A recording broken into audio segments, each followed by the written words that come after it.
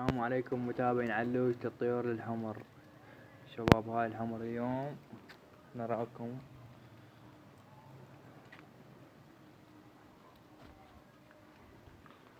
شباب ذنا صيد.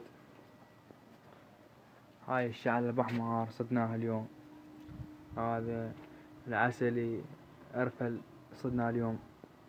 وذني صيد مال البارحة واول بارحة ذن الجو. شباب، هاي القناة جديدة وان شاء الله تعجبكم، وراح انزلكم يوميا مقطع. انا اساعد لكم هاي الحمر.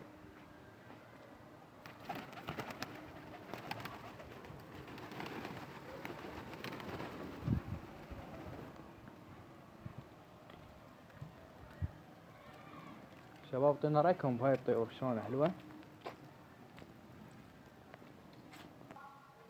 عندنا هذا والخنجرلية ذن مربين بوحدهن حتى يريد نزوجهن. وشباب هاي الطيور شوفوها.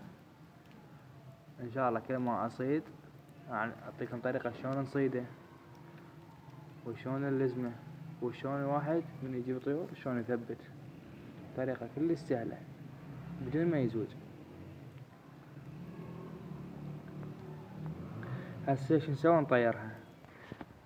شباب هاي صعدنا دشر هسه وراح اطير لكم.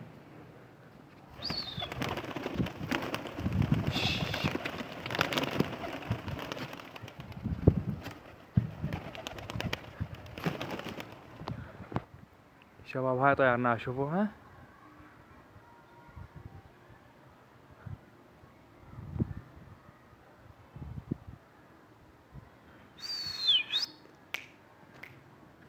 الطير هذا ويانا بعد.